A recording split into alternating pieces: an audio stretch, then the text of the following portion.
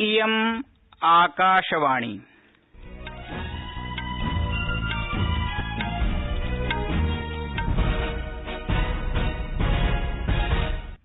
सम्प्रति वार्ताः श्रूयन्ताम्। प्रवाचकः कृष्णप्रसादोपाध्यायः। आदौ मुख्यवार्ताः। केन्द्रीय मन्त्रिमण्डलेन अद्य देशजस्य आकाशप्रक्षेपास्त्रस्य निर्याताय अनुमतिः दत्ता।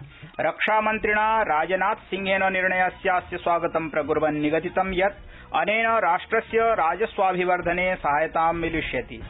नवदेहल्यां केन्द्रीयसर्वकारेण सह कृषिसंघानां मध्ये जायमाना षड्तमा उपवेशनात्मिकी वार्ता सम्प्रत्यपि निष्कर्षं प्रतीक्षते। डिजिटल इंडिया पुरस्कार 20-विंशति नामके कार्यक्रमे राष्ट्रपतिना कोविन्दवर्येण निगदितं यत् सर्वेऽपि देशवासिनः डिजिटल माध्यमेन विनिमयाय तत्पराः स्युः। काश्मीरप्रान्तस्य बाह्यांशभागे होकरसर जनपदे सुरक्षाबलैः साकं जायमाने संघर्षे 3 आतंकवादिनः मृत्युमुपगताः। सर्वकारेण नूतन संक्रमणम् अभिलक्ष्य ब्रिटेनदेशेन सह वर्षान्तदिवसं यावत् अस्थायिरूपेण स्थगिता वायुमार्गीया यातायात व्यवस्था परिवर्ध्य आगामि ख्रीष्टाब्दस्य प्रथममासस्य 7 दिनांकं यावत् कृतम्।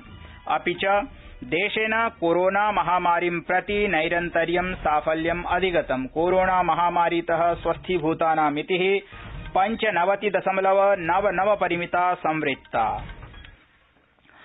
कोरोना महामारीं विरुध्य राष्ट्रम् ऐक्यभावनया युध्यते। भवन्तोऽपि अस्माभिः सह सुरक्षायाः उपायत्रयस्य सङ्कल्पं स्वीकुर्वन्तु।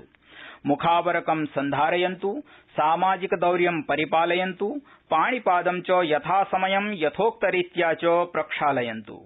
वार्ताः विशदीकृत्य। केन्द्रीय मन्त्रिमण्डलेन अद्य देशजस्य आकाशप्रक्षेपास्त्रस्य निर्याताय अनुमतिः दत्ता। प्रधानमन्त्रिणः आध्यक्ष्ये मन्त्रिमण्डलेन प्रक्रियैषा द्रुतगत्या कार्यान्वयाय समित्यैका गठितव्येति अनुमता। रक्षामन्त्रिणा राजनाथसिंहेन निर्णयस्यास्य स्वागतं प्रकुर्वन् निगदितं यत् अनेन राष्ट्रस्य राजस्वाभिवर्धने भारतम् आत्मनिर्भरतायाः प्रगतिपथौ नयने च सहायतां मिलिष्यति। आत्मनिर्भर भारतत्वेन देशोऽयं विभिन्नेषु शस्त्रास्त्रादिनिर्माण क्षेत्रेषु उन्नतिम् अनुगच्छति। आकाशप्रक्षेपास्त्रोऽयं 96% स्वदेशीरीत्या भारतेनैव रचितम्। 25 किलोमीटरात्मकं क्षेत्रमभिलक्ष्य वायौ प्रहारे सक्षमः अयं प्रक्षेपास्त्रः DRDO इत्यनया सामरिक शोध संस्थया निर्मितः अस्ति। नवदेहल्यां केन्द्रीयसर्वकारेण सह कृषिसंघानां मध्ये जायमाना षड्तमा उपवेशनात्मिकी वार्ता सम्प्रत्यपि निष्कर्षं प्रतीक्षते। सर्वकारद्वारा पत्रैः आवाहितानां 40 संख्यकानां कृषिसंघानां पारस्परिकी वार्ता प्रचलन्नस्ति। विधित्रयमुपलक्ष्य गतिरोधमपाकर्तुं प्रयतमानः केन्द्रीयसर्वकारः न्यूनतमसमर्थनमूल्यं वायुगुणवत्तया विधिना साकं वैद्युत विषयिकीं चर्चाम् अपि करिष्यति। यस्मिन् कृषिमन्त्री श्री नरेन्द्रसिंह तोमरः, श्री पीयूषगोयलः, श्री सोमप्रकाशश्च कृषिनेतृभिः सार्धं भाषमाणाः सन्ति। दृश्यश्रव्यमाध्यमेन समायोजिते डिजिटल इंडिया पुरस्कार 20-विंशति नामके कार्यक्रमे राष्ट्रपतिना श्रीमत्कोविन्दवर्येण निगदितं यत् सर्वेऽपि देशवासिनः डिजिटल माध्यमेन विनिमयाय तत्पराः स्युः इत्यदर्थं च सर्वकारः नवाचारैः प्रयासः कुर्यात्।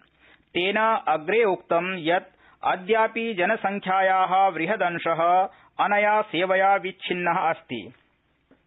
राष्ट्रपतिना भणितं यत् सूचना प्रौद्योगिकीद्वारा सम्प्राप्तानि नवीन समाधानानि सुदूरदेशस्थेष्वपि जनेषु सामाजिक परिवर्तनाय आर्थिकोन्नत्यै च प्रयुक्तव्यानि। अग्रे तेन निगदितं यत् प्रत्येकस्य नागरिकस्य सुरक्षाहितं च ध्यात्वा करगद सम्पर्करहितया प्रक्रियया सार्वकारीय कार्यालयेषु कार्यनिष्पादनाय प्रयासो विधेयः। आभासीय विशेषज्ञानां भूमिकायाः प्रशंसां प्रकुर्वन् श्रीकोविन्देन भणितं यत् एतैः विशेषज्ञैः कथं राष्ट्रं महामार्योत्पन्नेन संकटेन रक्षितव्यः इति दिग्दर्शितम्। तेन उक्तम् आरोग्यसेतुः इत्यादिनापि संकटात् पारगमने स्वभूमिका वोढा। भवन्तः भवत्यश्च संस्कृतवार्तायाः संस्करणमिदं इदानीम् आकाशवाणीतः शृण्वन्ति। सममेव कार्यक्रमोऽयम् आकाशवाण्याः वेबफलके www.newsonair.com इत्यत्र news on AIR mobile app इत्यत्र चापि उपलब्धो भविष्यति। काश्मीरप्रान्तस्य बाह्यांशभागे होकरसर जनपदे सुरक्षाबलै साकं जायमाने संघर्षे 3 आतंकवादिनः मृत्युमुपगताः। आरक्षकै आकाशवाण्याः वार्ताहरं निगदितं यत् अद्य प्रातःकाले आततायिनः मृत्युमुपगताः, परञ्च सम्प्रत्यपि आततायिनां परिचयं न प्राप्तम्। सुरक्षाबलै ह्यः सान्ध्यकाले होकरसर जनपदे प्राप्तसूचनानन्तरम् अन्वेषणस्य प्रक्रियां प्रारब्धम् एवं हानिम् अपाकर्तुं च रात्रौ एषा अन्वेषणप्रक्रिया स्थगिता। सम्प्रति प्रक्रियेयं प्रचलति इति अन्तिमा सूचना प्राप्ता। सर्वकारेण नूतन संक्रमणम् अभिलक्ष्य ब्रिटेनदेशेन सह वर्षान्तदिवसं यावत् अस्थायीरूपेण स्थगिता वायुमार्गीया यातायात व्यवस्था परिवर्ध्य आगामी ख्रीष्टाब्दस्य प्रथममासस्य 7 दिनांकं यावत् कृतम्। नागरिकोड्डयन मन्त्रिणा पुरीहरदीपेन निगदितं यत् अस्या अवधेः अनन्तरमपि कठोरनियमैः सह व्यवस्थेयं पुनः चालिता भविष्यति। सम्बन्धित दिशानिर्देशाः शीघ्रमेव प्रदास्यन्ते। निर्णयस्यास्य अनुशंसा भारतसर्वकारस्य स्वास्थ्यमन्त्रालयेन विहितमासीत्। केन्द्रीय स्वास्थ्य सचिवेन पत्रद्वारा सर्वेऽपि राज्याः सुनिर्दिष्टाः यत् सर्वाः घटनाः सूक्ष्मतया द्रष्टव्याः। यः कोऽपि संक्रमणसंवाहकः भवितुमर्हति सः सम्यक्तया वारयितव्यः। विषयेऽस्मिन् सचिवेन अग्रे लिखितं यत् नूतन ख्रीष्टाब्दोत्सवः अपि असुरक्षितसम्मर्दरहितः भवेदिति निश्चेतव्यः। ब्रिटेनदेशात् निःसृतस्य संक्रमणस्य पुष्टिम् इदानीं भारते अपि अभवत्। 20 जनाः च संक्रमिताः इति। 6 जनाः एव चिह्निताः। तेषु 3 जनानां बेंगलुरू प्रान्तस्य निमहंसमध्ये जनद्वयस्य च हैदराबादस्य centre for cellular and molecular biology विभागे अथ च एकस्य जनस्य पुणे प्रान्तस्य राष्ट्रिय विषाणु विज्ञान संस्थाने उपचारः क्रियमाणः अस्ति।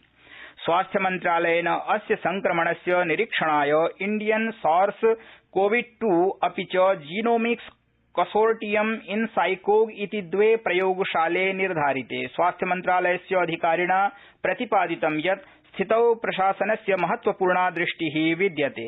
अवसरेऽस्मिन् तेन इदमपि उक्तं यत् राज्यानि संक्रमणस्य परीक्षणाय प्रयोगशालासु एकस्यां प्रयोगशालायां नियमितरूपेण प्रेषणाय परामर्शितानि इति। देशेन कोरोना महामारीं प्रति नैरन्तर्यं साफल्यम् अधिगतमस्ति। कोरोना महामारीतः स्वस्थीभूतानां मितिः 95.99 परिमिता संवृत्ता। विगते 24 होरावधौ 26,000 जनाः स्वस्थाः अभवन्। स्वास्थ्यमन्त्रालयेन निगदितं यत् अद्यावधि प्रायशः 34,000,098 जनाः स्वस्थीभूताः। इदानीं देशे 62,000,002 संक्रमिताः जनाः उपचाराधीनाः वर्तन्ते। विगते अहोरात्रे 86,200 संक्रमितानां मृत्युः संजातास्ति। देशेन कोविड परीक्षणेऽपि एका उपलब्धिः प्राप्ता। यतो हि गत 24 होरासु केवलं 20,000,011 रोगिणां परीक्षणं संजातम्। भारतीय आयुर्विज्ञान अनुसंधान परिषदनुसारम् अद्यावधि प्रायशः 9,17,00,000 जनानां परीक्षणम् अभवत्। प्रधानमन्त्रिणा नरेन्द्रमोदिना नेताजी सुभाषचन्द्र बोसवर्यद्वारा पोर्ट ब्लेयर नामके स्थाने भारतीय ध्वजोत्तोलनस्य 75तमं वर्षम् अनुस्मरन् स्वट्वीट सन्देशे निगदितं यत् 43,अधिकैकोनविंशतितमस्य ख्रीष्टाब्दस्य दिसम्बरमासस्य 30 तालिका प्रत्येकस्य भारतीयस्य मानसपटले एकम् ऐतिहासिकं दिनं वर्तते, यदा शौर्यशालिना सुभाषवर्येण एषा गौरवात्मिकी घटना विरचिता। प्रियश्रोतारः, मुख्यवार्ताः पुनरेकवारम्। केन्द्रीय मन्त्रिमण्डलेन अद्य देशजस्य आकाशप्रक्षेपास्त्रस्य निर्याताय अनुमतिः दत्ता। रक्षामन्त्रिणा राजनाथसिंहेन निर्णयस्यास्य स्वागतं प्रकुर्वन् निगदितं यत्